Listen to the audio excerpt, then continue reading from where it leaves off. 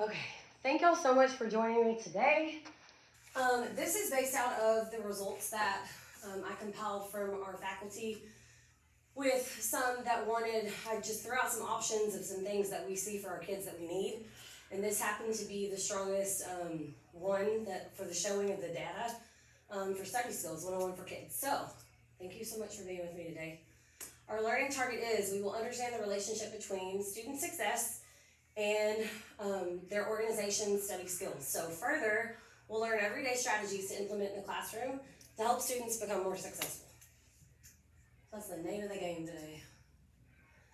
So we're gonna understand the data, study skills 101 for kids, and then I'm gonna show you some additional resources that hopefully you feel like, hey, I can implement that tomorrow.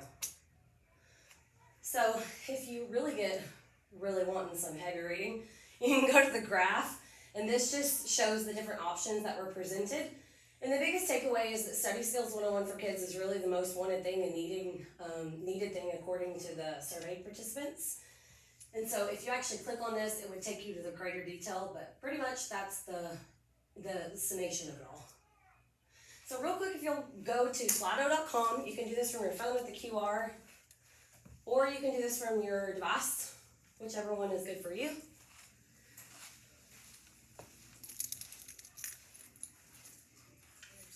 And I just want a quick, what does organization look like or mean to you? It just can be one word snippets, just anything that's just real quick. What does this mean to me? So up at the top, it's gonna have a number. Everybody found in there? That's an excellent question. Sometimes not my life is what I would probably put. So this is a super cool resource too that I was telling you that I learned that I think is so much fun for kids because this is something they could do from their device. And you'll see here in just a second when it starts compiling what it's going to look like. Is it showing on your end?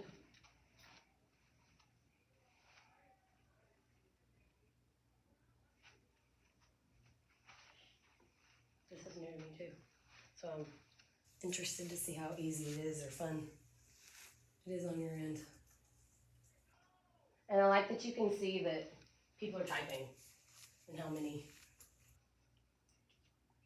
Yeah, it's just one question. So did it show you on your end? It doesn't show us yet. I don't know how many. I don't know, you have to. Oh, There we go. okay. Be smarter than it, Megan. Okay.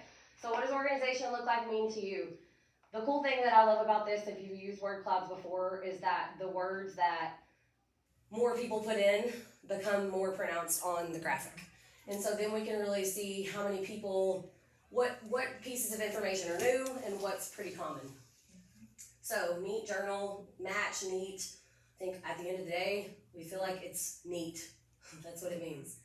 So why this training? So no matter if the issue of lack of organizational skills is impacting our kids' grades or not, we have collectively recognized as educators that given this data, that our kids are struggling immensely with their organizational skills and study skills. And we know at the end of the day that this is hindering our success in one way or another. So how do we actually do something about it? Well, we teach them because these aren't innate skills that we're just born with. And I think as teachers, we expect that they're coming to the 8th grade with these things intact. And the truth is that we're not seeing that. And as we're getting further and further away from COVID, we're seeing the effects of how our kids are struggling with those things. So failure rates have increased 15% throughout the past 3 academic school years, leading us to question and brainstorm, what can we do to intervene and assist our students in becoming more successful now and as future leaders and learners, rather. So just some quick facts. I won't read you all because you know how to do that, but not getting enough sleep can make it hard for kids to focus and stay organized. There's home factors that are going on that we just simply can't control. When young kids are struggling with their organization, it may just sometimes be a matter of their development. And so we know the whole child is so important to what we're doing. And so that means that at the end of the day, if we want them to succeed in our content, then how do we intervene? We give them the skills to be able to be more organized. So just some quick things that we can implement that we're not going to really dive into today, but we could later at a different date if you want to. But time management, planning, as far as a planner, I know some teachers are looking at some different ways of implementing different planners, maybe even into advisory. But today we're going to specifically look at note taking, and we're going to be looking at goal setting. But also some things that sometimes I've never really thought about until this training and preparing it, is really asking our kids, is your space clean? Like as a transition. When we're going through different things in our class, even in that 45-minute period, moving from one thing to another, I know in science y'all probably do, but is your space clean? And because there's scientific proof that if your space is not clean, you cannot thrive. So we're gonna look real quick at note taking. So these are just some examples of allowing our kids to take notes that really come to life with what they're doing. So allowing our students to really take that same information and present it to themselves in a way that they'll remember and they'll find meaningful at some point. So notes should really come to life, and Jorgensen states that interactive notebooks are a great way to help students learn organization and note taking, which is essential for that retaining information piece.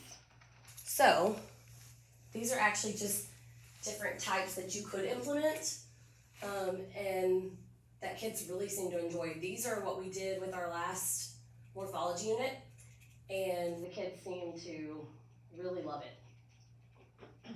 So another option is Cornell notes. Maybe for math and science, this might be more fitting, depending on what your unit of study is. But really just looking into different ways of offering different notes and what works for kids, and introducing different ideas, and then kind of letting them go with what works best for them. Because at the end of the day, we just want them to retain the information. So Cornell Notes is really just very more structured than what we just looked at. And then we've got doodling. So doodling notes, I don't know if you know this or not, but this is really a blending of both sides of your brain. And it's been scientifically proven that blending these two sides of the brain while you're taking notes actually makes you take more effective notes that you will remember and retain over time. So I won't necessarily bore you with the scientific backing, but more or less, that's what it comes down to, is between the two hemispheres of the brain, learning is enhanced when you couple them. So, now for you. I want for you to take a minute, and we can go back and look at these slides as you're doing it, but I'm gonna give you about 4 minutes to collaborate with those around you. And I really just want you to think, how can I incorporate one of these note-taking skills into a strategy, as a strategy for my lesson this week? Maybe tomorrow, maybe the next day, but just taking a minute and letting Mr. and Mrs. Claus give you a second to sketch on your index card on some ways that you can do that. So for example, ours this week, we've been talking a lot about the word initiative. And so on my note card, I'll be jotting down different ways that I could write that down, and I can make it come to life for me in my notebook. Go for it.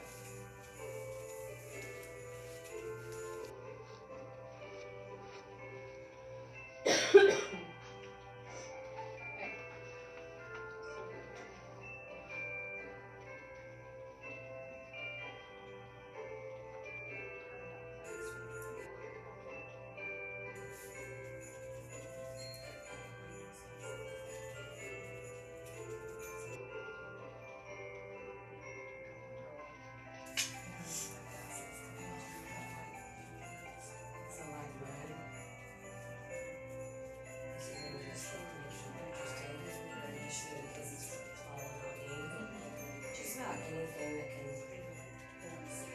make them take more notice of like what it actually means, has been really cool for them in my class.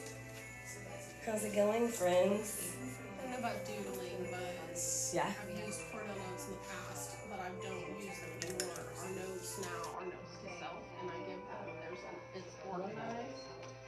So it's still like a graphic organization. Yeah.